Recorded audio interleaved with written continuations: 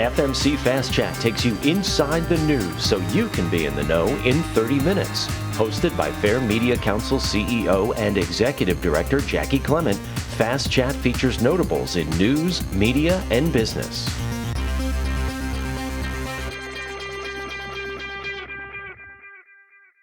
Thank you for joining us, and please remember to subscribe to our podcast. With us today, Phil Rosenthal, who basically needs no introduction. Phil, what's it like to have achieved such fame that you don't need to be introduced anymore? I'm not sure that you should be so confident that everybody knows who I am, but that's very nice of you. Thank you. As of yesterday, you can now introduce me as New York Times best-selling author. Ooh.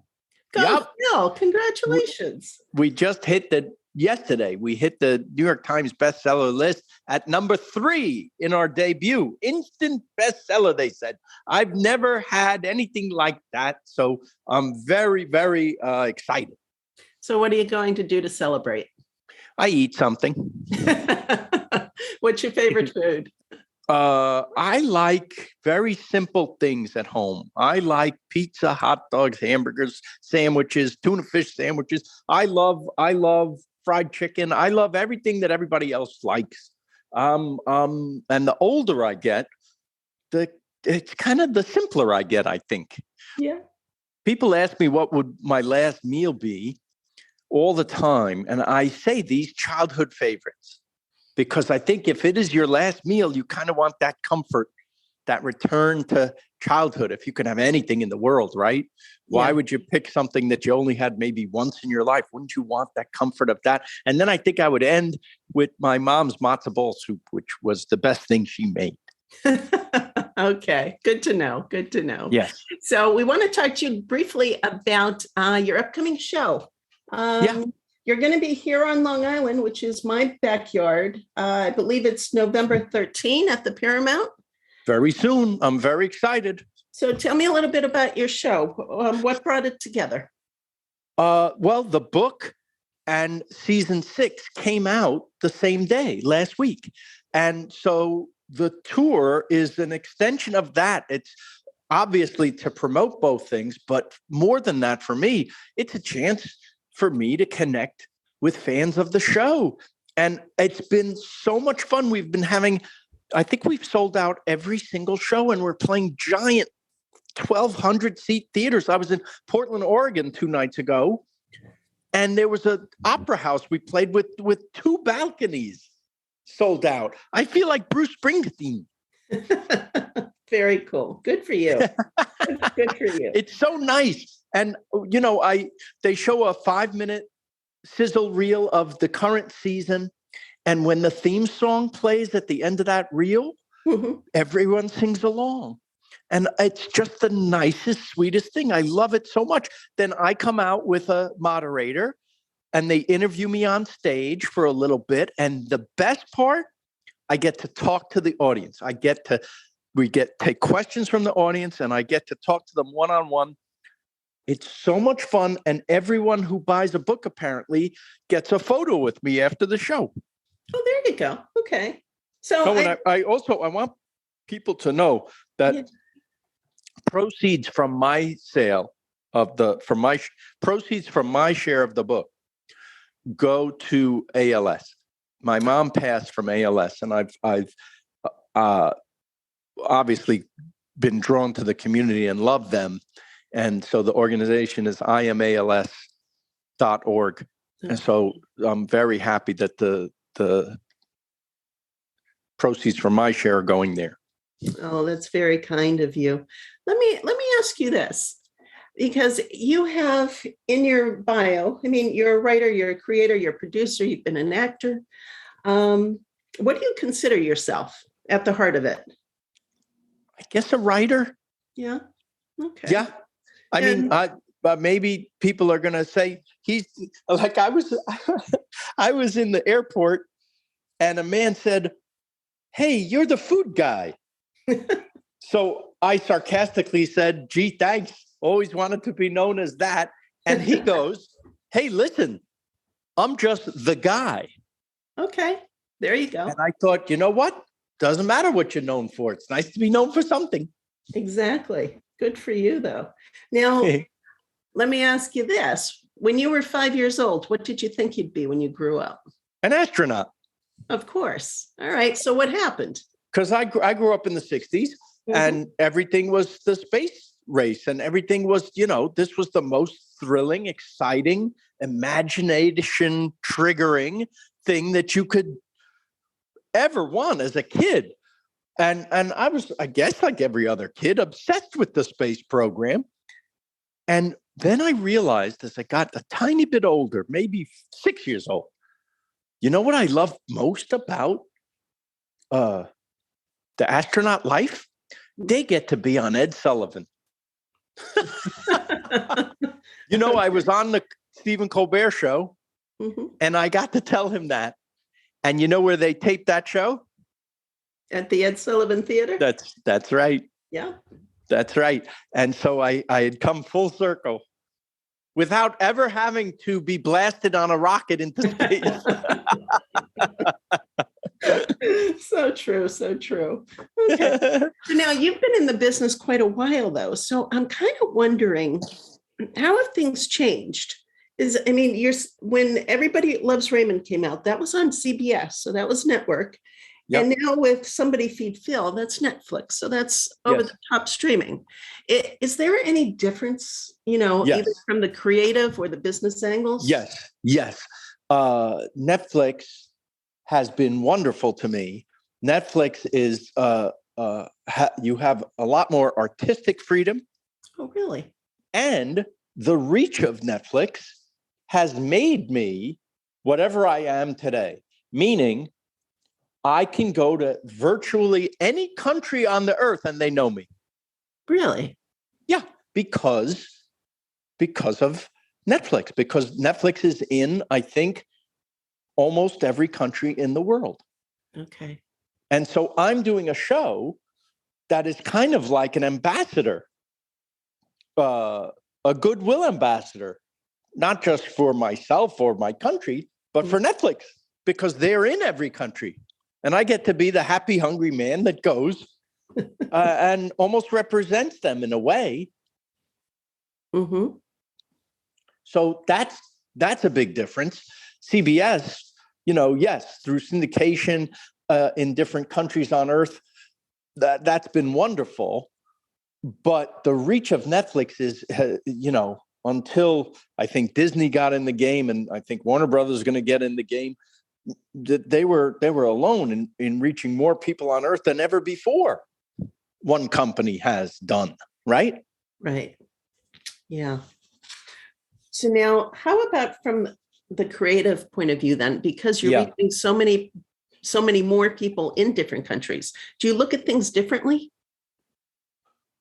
Creatively differently? It's expanded my mind. Not because of the show so much, although that's afforded me entree to many places, but the travel in and of itself that anyone can do has been mind expanding and creatively enhancing, because I'm being exposed to many ideas. Okay. That's the best thing travel does. Yeah. You're presented with ideas that you never thought of before because you live in one place. So when you see many places, you get many people and you get many ways of life. And so that can't help but broaden your mind a little bit. Right. So how did you fare during COVID then? Well, we filmed seasons 5 and 6 in that sweet spot between Delta and Omicron. And it was not so bad, because we tested all the time. If I was going to meet you in a restaurant and we were going to film the scene, you would be tested 20 minutes before I even got there to ensure my safety and then the safety of the crew. Everyone tested all the time. And so we were very careful. And only one person during this whole thing came down with COVID. Okay. From our crew. Yeah. And you haven't had it? I had a false alarm. I was in the middle of a scene. I had just been tested and they assumed, all good. And my brother comes over and waves his hands and says, "You just tested positive." And I was shocked and very nervous because that would mean shutting down the show for however long, Right. in another country. And I took another rapid test, and that came out negative. Then I went to a clinic and got a real PCR test, and that came out negative. So I literally had a false alarm. But the director of the show did not. He tested positive all 3 times.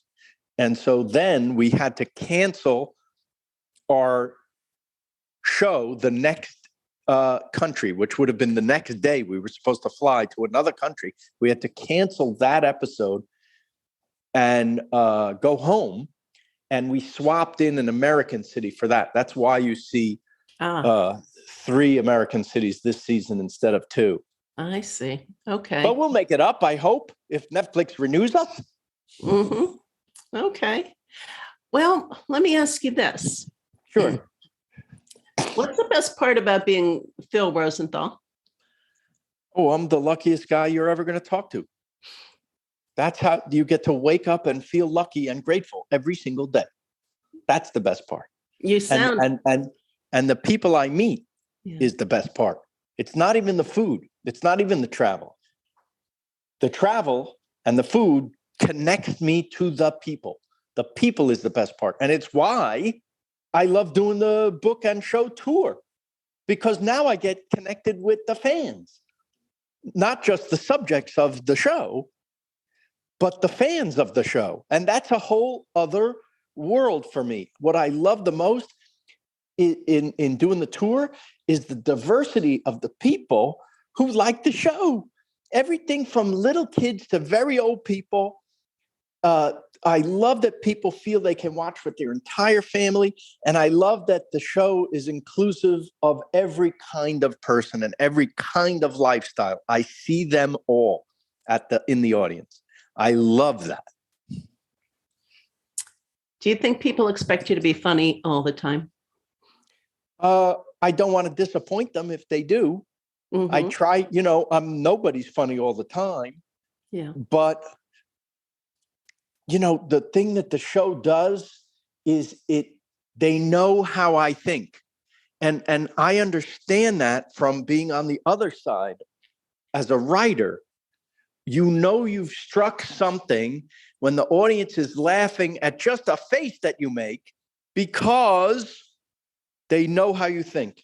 If you've done your job as a writer, they know what you're thinking, and that's the greatest character laugh that you can get. So I used to write that way, and now I am that way, I guess. And I've been on the show long enough for people to look at my face and laugh. That makes me very happy. Well, how did you settle in on the food idea?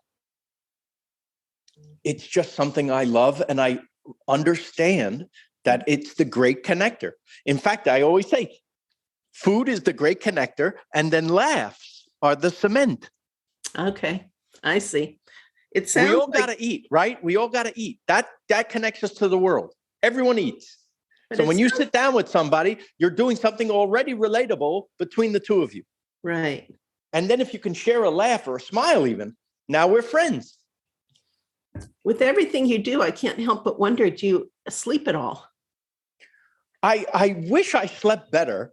The older I get, the harder it is for me to sleep through the night. For biological reasons. I get up and then I have trouble falling back asleep. I need a little help sometimes. I won't lie. And it's the other thing is you come off doing a show, like when you've done a show for 1,200, 1,400 people who act like they're at a rock concert. I mean, it's hard to fall asleep after that. Yeah, I would think so. Yeah. So what do you do? Do you go for a walk or something? How do you calm down?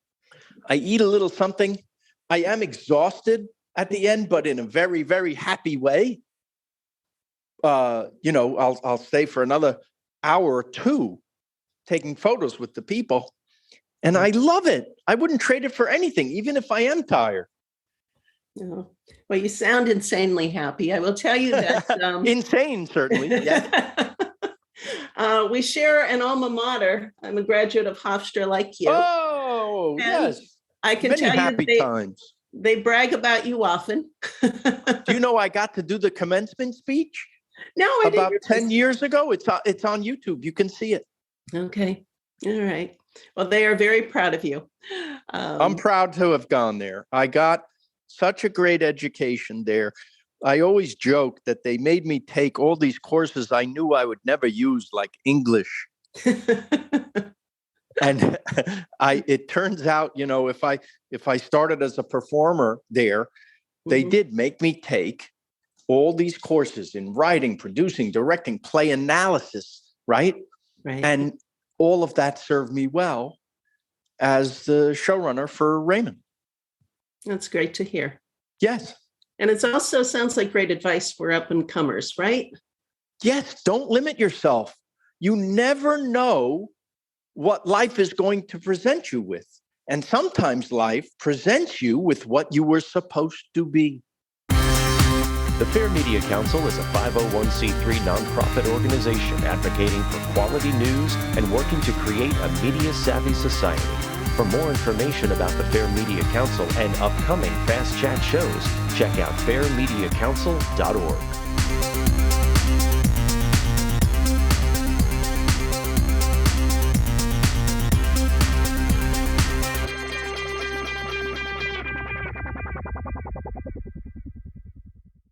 This podcast is a part of the C-Suite Radio Network. For more top business podcasts, visit c-suiteradio.com.